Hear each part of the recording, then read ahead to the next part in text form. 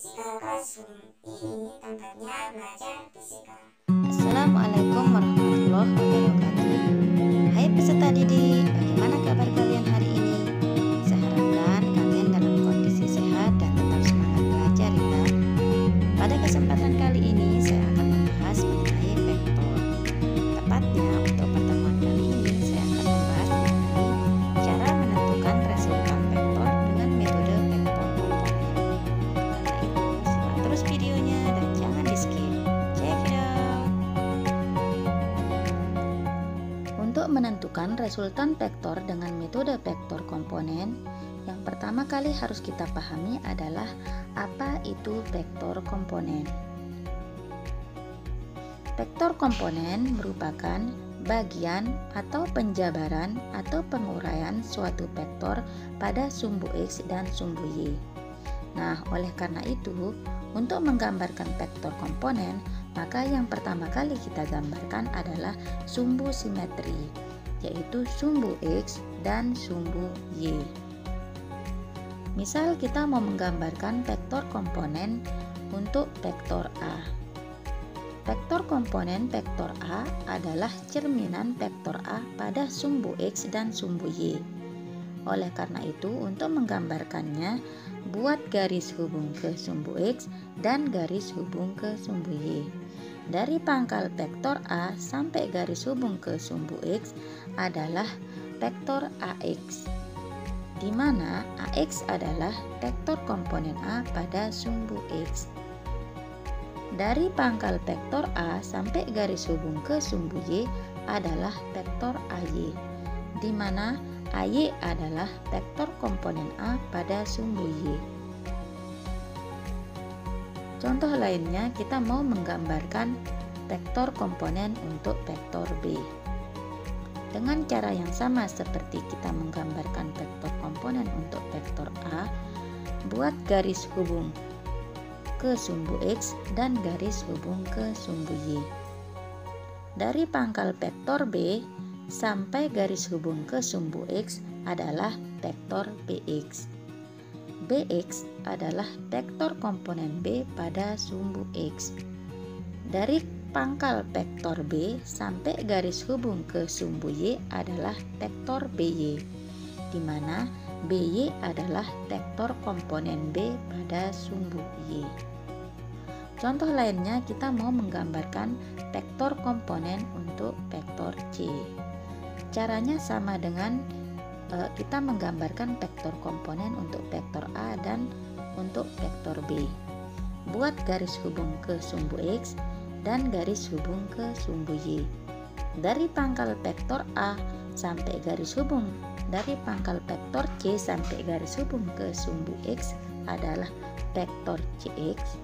CX adalah vektor komponen C pada sumbu X. Dari pangkal vektor C sampai garis hubung ke sumbu Y adalah vektor CY. Vektor CX dan vektor CY adalah vektor komponen C pada sumbu X dan sumbu Y. Cara menentukan resultan vektor dengan metode vektor komponen akan saya bahas melalui contoh soal berikut ini. 3 buah vektor tampak seperti gambar di bawah ini. Vektor F1 besar 3 Newton, arah tepat ke arah barat. Vektor F2 besar 3 Newton dengan arah membentuk sudut 60 derajat terhadap sumbu X positif. Vektor F3 besar 6 Newton dengan arah membentuk sudut 30 derajat terhadap sumbu Y negatif. Tentukan resultan ketiga vektor.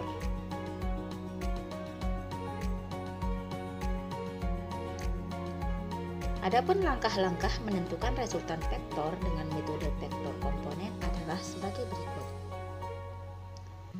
Yang pertama, kumpulkan vektor-vektor berada setitik pangkal. Setitik pangkal artinya pangkal semua vektor bertemu di satu titik. Seperti pada ilustrasi gambar berikut ini. Yang pertama kita lakukan untuk menggambarkan vektor berada setitik setitik pangkal adalah menggambar sumbu simetri. Kemudian letakkan semua vektor berada pada satu titik pangkal. Yang pertama kita gambarkan vektor F1. Di pangkal F1 letakkan vektor F2 seperti ini. Di pangkal vektor F1 dan F2 letakkan vektor F3 seperti ini. Nah, inilah yang disebut dengan setitik pangkal atau sepangkal. Setelah kita meletakkan semua vektor berada setitik pangkal, kita lanjutkan ke langkah berikutnya, yaitu buat vektor komponen untuk vektor yang tidak tepat berada pada sumbu X atau sumbu Y. Berdasarkan gambar, vektor yang tidak tepat berada pada sumbu X dan sumbu Y adalah vektor F2 dan vektor F3. Maka vektor F2 dan vektor F3 harus kita buatkan vektor komponen. Sedangkan vektor F1 tidak perlu kita buatkan vektor komponen karena posisinya sudah persis di sumbu X. Cara membuatkan vektor komponen untuk vektor F2 dan F3 sama persis dengan cara membuatkan vektor komponen pada contoh sebelumnya. Buat garis hubung antara F2 ke sumbu X dan garis hubung F2 ke sumbu Y. Dari pangkal vektor F2 ke garis hubung sumbu X adalah vektor F2X. Dari pangkal vektor F2 ke garis hubung pada sumbu Y adalah vektor F2Y. F2X dan F2Y inilah yang merupakan vektor komponen untuk vektor F2. Selanjutnya kita gambarkan vektor komponen untuk vektor F3. Buat garis hubung ke sumbu X dan garis hubung ke sumbu Y. Dari pangkal vektor F3 sampai garis hubung adalah vektor F3X. Dari pangkal vektor F3 sampai garis hubung ke sumbu Y adalah vektor F3Y. Vektor F3X dan vektor F3Y adalah vektor komponen untuk vektor F3.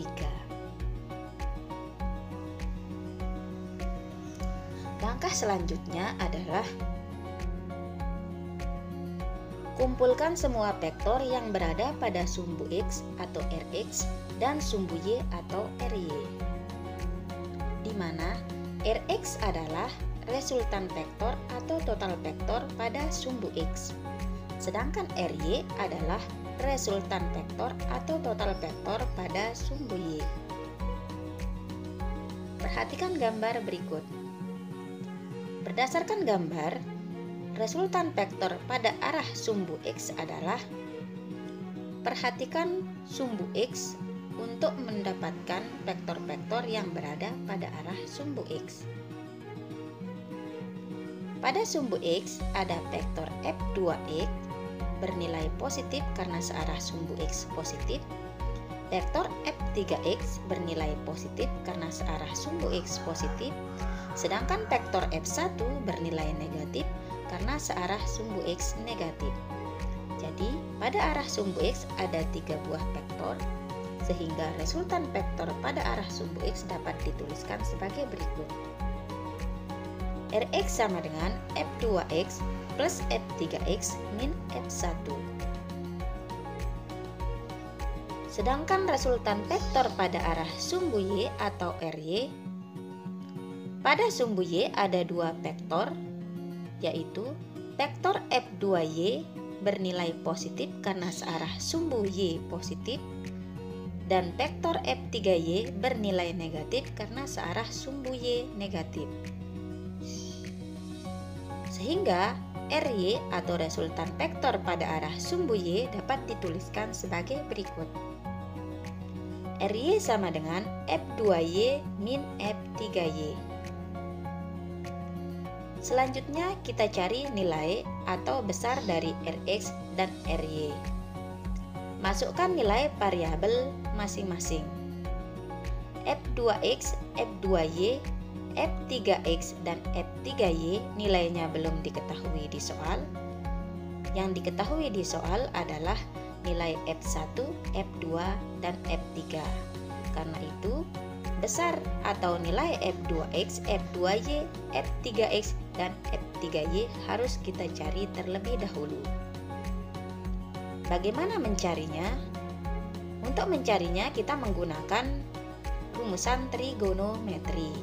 Nah, trigonometri ini berada dalam ranah matematika, tapi karena di matematika sendiri belum dipelajari, maka pada video kali ini saya akan mengulas sedikit mengenai materi trigonometri. Trigonometri. Pada materi trigonometri membahas mengenai fungsi sinus, kosinus, dan tangen. Pada materi trigonometri, kita akan mengenal istilah sindemi, kosami, dan tandesa, di mana sindemi adalah singkatan dari sin sama dengan depan bagi miring. Sedangkan kosami adalah singkatan dari kos sama dengan samping bagi miring. Tandesa adalah singkatan dari tan sama dengan depan bagi samping. Sin mewakili sinus, kos mewakili kosinus, dan tan mewakili tangen. Apa maksudnya? Lebih jelasnya pada contoh berikut ini. Perhatikan gambar segitiga di samping. Jika kita mau mencari sin sudut theta, maka kita bisa menggunakan rumus depan bagi miring.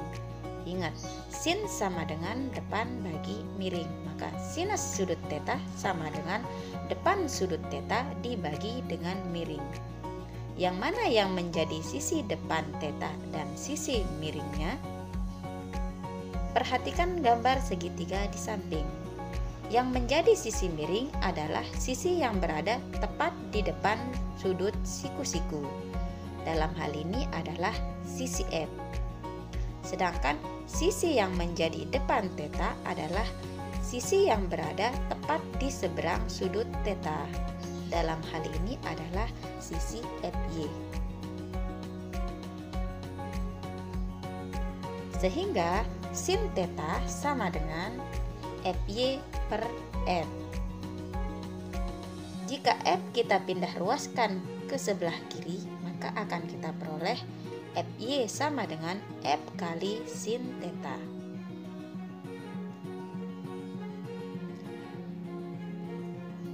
Kosinus theta sama dengan samping theta bagi miring. Samping theta artinya sisi yang menjadi samping theta adalah sisi yang berada persis di dekat sudut theta. Sisi yang berada persis di dekat sudut theta adalah sisi Fx dan sisi F. Tapi sisi F sudah menjadi sisi miring, maka secara otomatis yang menjadi sisi sampingnya adalah sisi Fx. Sehingga cos theta sama dengan Fx per F. Jika F kita pindah ruaskan ke sebelah kiri, maka akan kita peroleh Fx sama dengan F kali cos theta. Dengan cara yang sama, kita bisa mencari nilai sinus alfa dan kosinus alfa. Sin alfa sama dengan depan alfa bagi miring. Yang menjadi sisi depan alfa adalah sisi yang berada tepat di seberang sudut alfa. Dalam hal ini adalah Fx. Sehingga sinus alfa sama dengan Fx per F. Atau jika F kita pindah ruaskan ke sebelah kiri, maka akan kita peroleh Fx sama dengan F kali sin alfa. Cos alfa sama dengan samping alfa bagi miring. Yang menjadi sisi samping alfa adalah sisi FY. Sudut alfa diapit oleh sisi FY dan sisi F. tapi sisi F sendiri sudah menjadi sisi miring, maka secara otomatis yang menjadi sisi samping alfa adalah sisi FY. Sehingga kosinus alfa sama dengan FY per F. Jika F kita pindah ruaskan ke sebelah kiri, maka akan kita peroleh FY sama dengan F kali cos alfa. Untuk mencari nilai F2X dan F2Y, perhatikan segitiga F2X, F2Y, dan F2 yang diarsir. Berdasarkan gambar, sin 60 derajat sama dengan depan sudut 60 derajat dibagi dengan miring. Depan sudut 60 derajat adalah F2Y dan sisi miringnya adalah F2. Sehingga sin 60 derajat sama dengan F2Y per F2.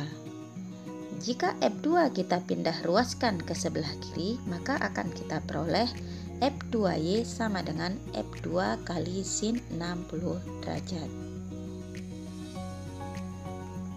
Kosinus 60 derajat sama dengan samping sudut 60 derajat dibagi dengan miring.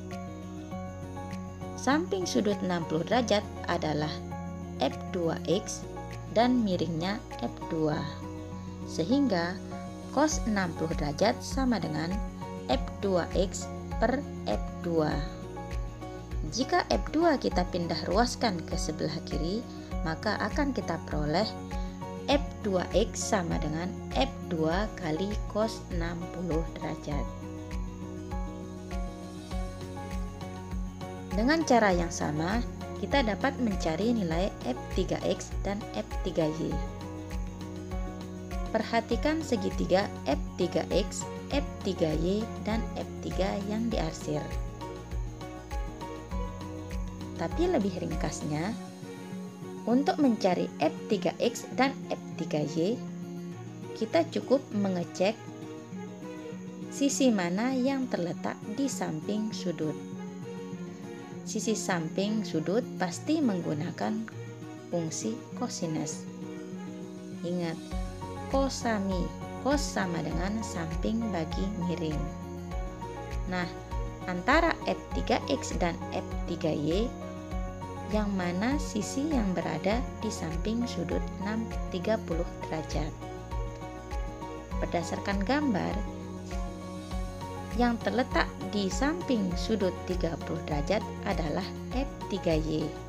Maka F3Y pasti menggunakan fungsi kosinus. Jadi F3Y sama dengan F3 kali kosinus 30 derajat.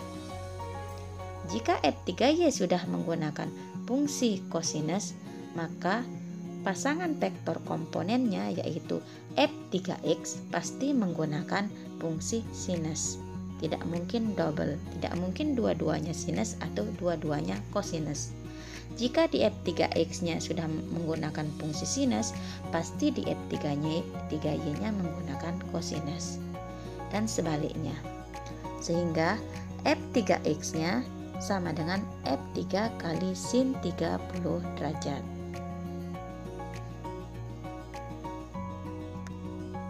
Nah, berdasarkan uraian tadi, kita peroleh nilai F2X sama dengan F2 kali cos 60 derajat, F2Y sama dengan F2 kali sin 60 derajat, F3X sama dengan F3 kali sin 30 derajat, F3Y sama dengan F3 kali cos 30 derajat. Selanjutnya kita masukkan nilai tiap-tiap variabel. F2X sama dengan F2 kali cos 60 derajat. F3X-nya kita masukkan nilainya F3 kali sin 30 derajat min F1. Sehingga kita peroleh nilai F2 di soal diketahui 3 cos 60 derajat, nilainya setengah. Kalian bisa lihat di tabel atau bisa juga menggunakan kalkulator. F3 di soal diketahui nilainya 6, sin 30 derajat nilainya setengah, dan F1 nilainya 3. Sehingga kalau kita hitung, kita peroleh 3/2 plus 3 min 3 sama dengan 3/2 Newton. Selanjutnya kita hitung resultan vektor pada sumbu Y. F2Y kita masukkan angkanya F2 kali sin 60 derajat, F3Y, F3 kali cos 30 derajat, F2 sama dengan 3 sin 60 derajat setengah akar 3, F3 sama dengan 6 cos 30 derajat setengah akar 3. Sehingga kita peroleh 3 kali setengah akar 3 min 6 kali setengah akar 3 sama dengan min 3/2 akar 3 Newton. Jadi nilai Rx nya kita peroleh 3/2 Newton, dan nilai Ry nya kita peroleh min 3/2 akar 3 Newton. Kita lanjutkan ke langkah berikutnya. Hitung resultan vektor dengan rumus R sama dengan akar Rx kuadrat ditambah dengan Ry kuadrat. Pada langkah sebelumnya, kita peroleh Rx sama dengan 3/2 dan Ry sama dengan min 3/2 akar 3. Sehingga R sama dengan akar Rx kuadrat ditambah dengan Ry kuadrat sama dengan akar 3/2 kuadrat ditambah min 3/2 akar 3 kuadrat. Sama dengan akar 9/4 ditambah 27/4. Sama dengan akar 36/4. Akar 36/4 sama dengan akar 9 sama dengan 3. Jadi resultan vektor dari contoh soal yang tadi kita peroleh nilainya 3 Newton. Bagaimana dengan arah vektor resultan? Arah vektor resultan dapat dicari dengan rumusan tan theta sama dengan Ry per Rx, di mana theta adalah sudut vektor resultan terhadap sumbu X positif. Contoh cara menentukan arah vektor resultan. Tan theta sama dengan Ry per Rx. Pada contoh soal sebelumnya, kita peroleh Ry-nya sama dengan min 3/2 akar 3 dan Rx-nya sama dengan 3/2. Jadi, min 3/2 akar 3 dibagi dengan 3/2, hasilnya sama dengan min akar 3. Sehingga, theta sama dengan arkestan dari min akar 3. Arkestan artinya sudut berapa dalam fungsi tan yang menghasilkan min akar 3. Nah, untuk mencari arkestan dari min akar 3, kalian bisa menggunakan kalkulator atau bisa melihat dalam tabel. Arkestan min akar 3 sama dengan min 60 derajat. Jadi, arah resultan vektornya membentuk sudut 60 derajat searah jarum jam terhadap sumbu X positif. Ingat, jika sudutnya minus, maka artinya searah jarum jam. Pembahasan mengenai cara menentukan resultan vektor dengan metode vektor